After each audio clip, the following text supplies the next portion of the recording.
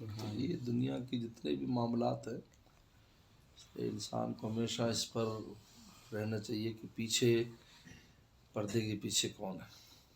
اسی کا نام اسی لیے توکل کا حکم دیا. ہر بات میں میری ذات پر توکل کرو.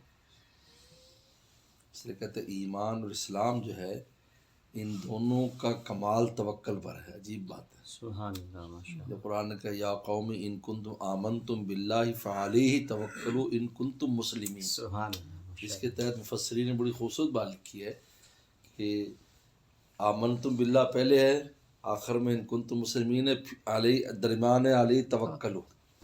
جب آدمی توکل کرتا ہے تو ایمان بھی اعلیٰ ہو جاتا ہے، اسلام بھی اعلیٰ ہو جاتا ہے. سبحان اللہ.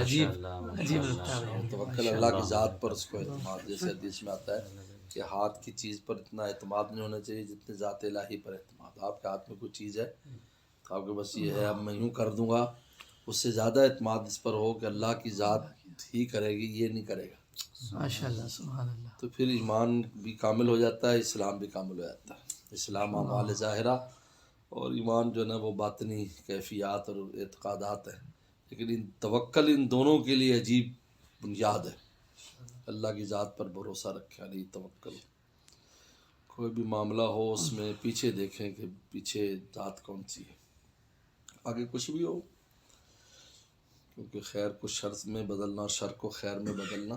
اس لیے مولانا رومی رحمۃ اللہ علیہ فرماتے ہیں کہ دنیا میں ہوتا یہ ہے کہ کوئی بھی مصیبت ہو تو ہم اس مصیبت کو دور کریں گے، اس سے آگ لگ جائے بجھاؤ. ذات الہی وہ ہے کہ جب ان کی مشیت شامل ہو جاتی تو وہ اس مشکل کو ہی خیر میں بدل دیتے. اسی کو اس کو ہٹائیں گے نہیں. ابراہیم السلام سے آگ کو ہٹایا نہیں بلکہ اسی آگ ہی کو گلزار گلزار بنا دیا. اسی کو بنا دیا. اسی طریقے پر جیسے دجال آئے گا تو جنت پیش کرے گا کہ یہ جنت ہے، لیکن جو اس میں جائے گا تو وہ جہنم والی تکلیف اس کو ہوگی اس جنت میں. آئین اس کو تبدیل فرما دیں گے.